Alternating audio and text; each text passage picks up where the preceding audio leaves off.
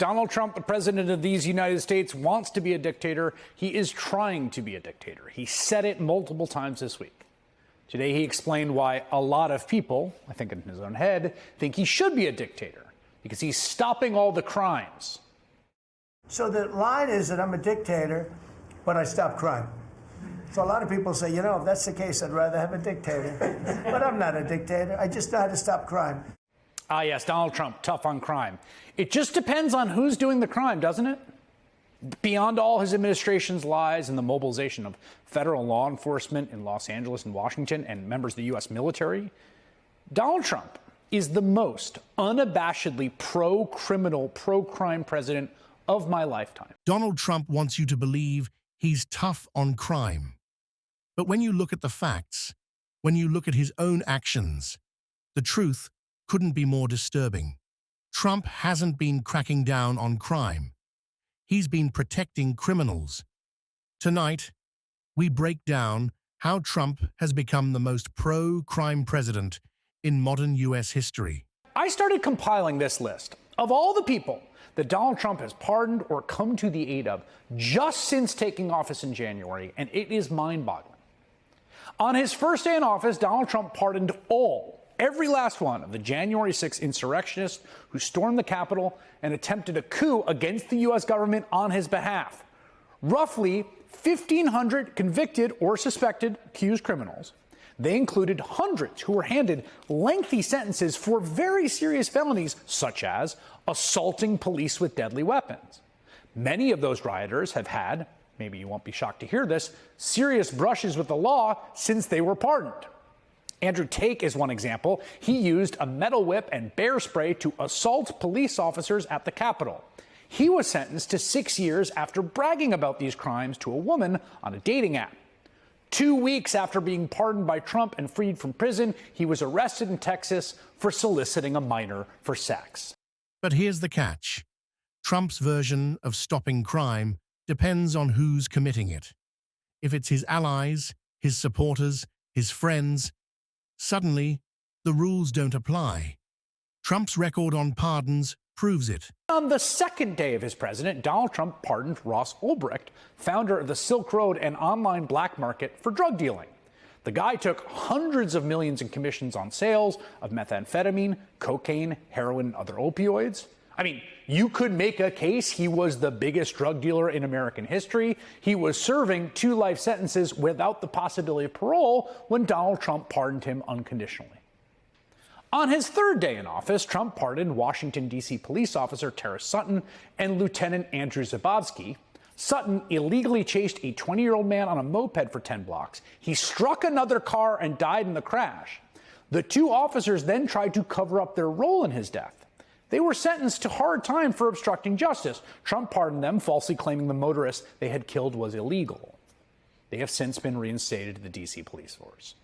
Trump also pardoned former Illinois Governor Rod Blagojevich, convicted on 17 counts of corruption, including an attempt that we all remember and all heard to sell off Barack Obama's former Senate seat. Trump pardoned him using the former Democrat's criminal case as a way to discount the myriad investigations, indictments, and convictions that he faced.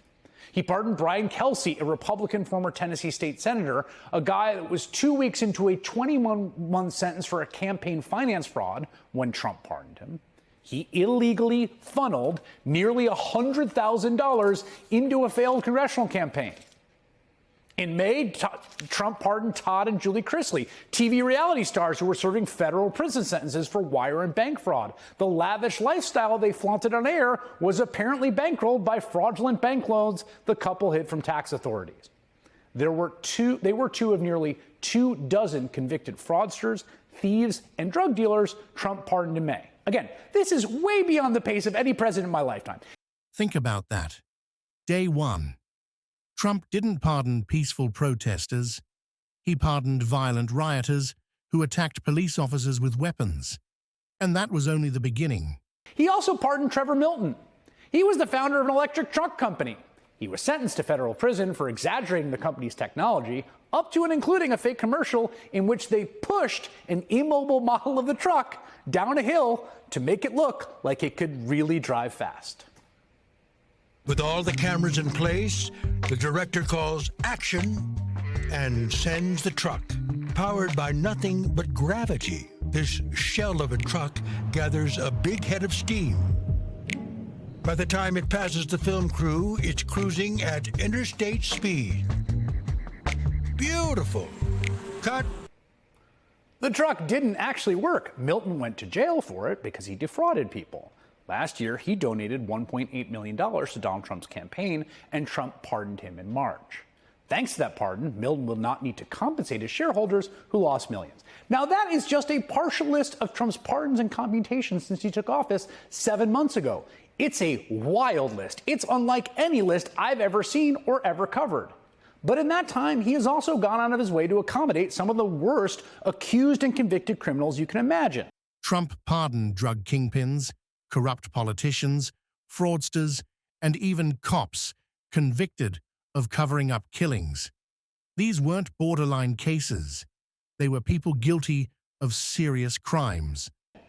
Like the manosphere influencers Andrew and Tristan Tate, who have been accused in multiple countries of rape, human trafficking, and sex with minors. In fact, they have been held for 3 years on charges in Romania when allies in the Trump administration worked to have them repatriated to the U.S. And within weeks of being at home, Andrew Tate, who denies the many, many horrible charges against him, faced new legal trouble. In a civil suit filed in Los Angeles this week, model Bree Stern accusing Tate of sexually assaulting and choking her at the Beverly Hills Hotel earlier this month. Stern sitting down with NBC News from Los Angeles in her first interview about that night. Talk to me about what was going through your mind in that moment. I was scared to death. I was terrified that I might die. Remember, the Trump administration went out of their way to get the Tates and bring them into the U.S. And it's also important to remember, even as Trump and his aides were falsely accusing hundreds of men, from hairdressers to soccer enthusiasts, of being hardcore MS-13 gang members and disappearing them from the country, that federal prosecutors under Trump are now quietly dropping charges against the actual bona fide leaders of that gang they spent years pursuing and charging. In fact, Trump is actually freeing those gang leaders and sending them to El Salvador's president, Nayib Bukele. And the Trump administration may be doing it to cover up corruption. According to a New York Times investigation, U.S. prosecutors have amassed substantial evidence of a corrupt pact between the Salvadoran government and some high-ranking MS-13 leaders who they say agreed to drive down violence and bolster Bukele politically in exchange for cash and perks in jail. Money talks, loyalty talks, justice. That doesn't even make the list. Trump has created a two-tier system of justice, one for his friends, one for his enemies. There has never been a president in recent American history who has gone out of his way, who has done more to free more criminals and accommodate more crimes than Donald Trump. Trump wasn't fighting crime. He was cutting deals with criminals.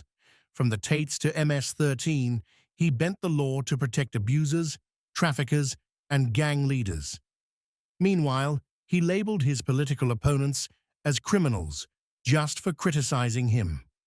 Trump says he's the law and order president, but the truth? He's the pardon president, the man who freed fraudsters, drug dealers, sex offenders, and violent rioters. And if that's not pro-crime, what is? This isn't just hypocrisy, it's dangerous. Because when the highest office in the land rewards criminals, the message is clear. If you serve Trump, the law doesn't matter.